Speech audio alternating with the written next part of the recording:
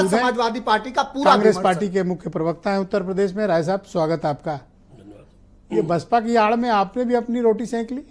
नहीं, 5 दिन पहले दिल्ली से प्रेस कॉन्फ्रेंस हुई थी और पूरा प्रोग्राम तय हो गया था कि तो अभी इन्होंने आपके साथ कांड किया है? नहीं, ये मैं नहीं कहूँगा, इस पर नहीं पढ़ूंगा इस विवाद पर। 5 दिन पहले कांग्रेस ने प्रेस कॉन्फ्रेंस करके अपना प्रोग्राम घोषित किया था। परसों सलमान खुर्शीद और प्रमोद तिवारी ने प्रेस कॉन्फ्रेंस किया। हर प्रदेश मुख्यालय में किसी बड़े नेता ने प्रेस कॉन्फ्रेंस करके इस पूरे मुद्दे पर अपनी बात रखी। उसके बाद फिर तय हुआ कि तहसील और ब्लॉक लेवल पर कांग्रेस के कार्यकर्ता जाएंगे और वहाँ पर आंदोलन करेंगे, लोगों को बताएंगे। दलित बस्तियों में और दलित गाँवों में जाएंगे और वहाँ कार्यक्रम करेंगे। और 26 तारीख को जिला मुख्यालयों पर कलेक्टर लोगों को इसके बारे में ज्ञापन देंगे। बाकायदा इतने दिन का प्रोग्राम तय है। इसके बाद कर्नाटक में बैठक होने जा रही है कांग्रेस वर्किंग कमेटी की। उससे आगे के कार्यक्रम और तय होने जा रहे हैं। कांग्रेस इसको छोड़ने वाली नहीं है। भाजपा के साथी कुछ बातें कर रहे थे। कुछ बातें तो काका ने कह दिया कि बाबा साहब जिस कॉन्स्टिट्यूंसी से जीत करके आए थे संविधान सभा में, वो पूर्वी पाकिस्तान बट गया था, वहाँ चली गई थी।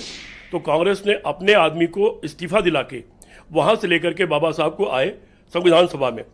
संविधान सभा में आने के बाद एक हमारे कांग्रेस के, चूंकि बड़ा दल था, सबसे अधिक संख्या कांग्रेस के लोगों की थी, 220 से ज़्यादा, तो ये माना जा रहा था कि कांग्रेस अपना आदमी अध्यक्ष बनाएगी ड्राफ्टिंग कमेटी का। लेकिन कांग्रेस पार्टी ने बाबा साहब की योग्यता और विद्वता को ध्यान में रखते हुए उनको अध्यक्ष बनाया। बाबा साहब ने खुद लिखा है। मुझे बहुत आश्चर्य हुआ कि मुझे ऐसे क्यों लाया गया और मुझको अध्यक्ष क्यों बनाया गया। एक उन्होंने जिक्र किया 1991 में बाबा साहब के इस्तीफे का। बाबा साहब ने इस्तीफा दिया, उस पर जवाहरलाल नेहरू जी का पत्र भी पढ़ लेना चाहिए। दोनों ने बहुत विनम्र होकर एक दूसरे की तारीफ की है। बाबा साहब के योगदान की नेहरू जी ने चर्चा की है। उसमें उन्होंने कहा कि मैं जानता हूं मुझे 52 में कोई दिलचस्पी नहीं, 60 में भी दिलचस्पी नहीं। मेरी दिलचस्पी अभी की राजनीति में, अभी की राजनीति सबको पता है जो कुछ भी हुआ है। ये राजनीति का सवाल नहीं, ये राजनीति का सवाल नहीं है। योगी जी का भाषण आपने सुनाया।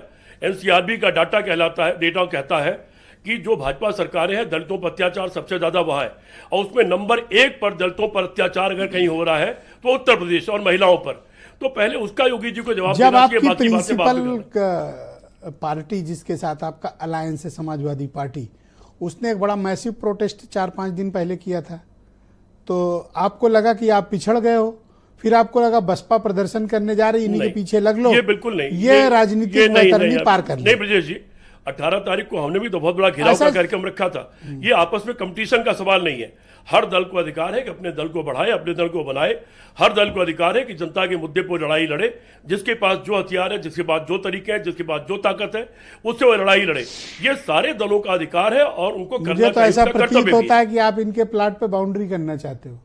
ये सब मैं इस लाइन पर मैं नहीं चलना चाहूंगा और ऐसा होता भी नहीं है। हर दल को अधिकार है अपनी पार्टी को बढ़ाने का, बनाने का, उस मुद्दे धरना प्रदर्शन करने का, जनता से जुड़ने का, जनता में जाने का।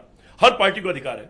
जब अगला उस मुद्दे पे लड़ रहा है, प्रदर्शन कर रहा है, आपका दोस्त भी है, आप उसकी मदद करने के बजाय आप एक अलग से डेट अनाउंस करते हैं। ये मदद ही तो है। और भी बसपा की आड़ में निकल रहे हो धीरे-धीरे। ये मदद सबसे पहले तो प्रेस कॉन्फ्रेंस हम ही लोगों ने किया। सबसे पहले दिल्ली में घेराव प्रेस कॉन्फ्रेंस तो आज 18 राज्यों के मुख्यमंत्रियों ने भी की। दिल्ली में प्रदर्शन पहला हम ही लोगों ने किया। संसद में इस सवाल को सबसे पहले राहुल गांधी और प्रियंका गांधी, खड़गे साहब ने उठाया। उन लोगों के भाषण पढ़े जाने चाहिए। और देश की जनता बहुत जागरूक हो गई है। सबके हाथ में मोबाइल है और सारी चीजें लोग सुन रहे हैं और देख रहे हैं। लेकिन जहां तक आपसी बातों का सवाल है, मैं इस विवाद में बिल्कुल नहीं पड़ा। अच्छा, इसको घुमा के पूछ लेते हैं। बसपा के प्रदर्शन के आगे आप फीके पड़ गए? नहीं, बसपा का प्रदर्शन जिला मुख्यालयों पर था। हमारा प्रदर्शन नहीं था, बल्कि हमारा तहसील और ब्लॉक लेवल पर संपर्क का कार्यक्रम था।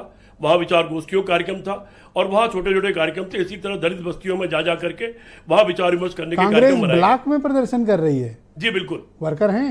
है, बिल्कुल है, बिल्कुल है, तभी दिखाई पड़ रहा है। संजय चौधरी को गलतफहमी, मैं तो उनको सुनाना चाहता हूँ। अब गलतफहमी हो जाती है, चूंकि सरकार बन गई, दोबारा से बेईमानी करके सरकार बन गई है, तो गलतफहमी हो जाती है।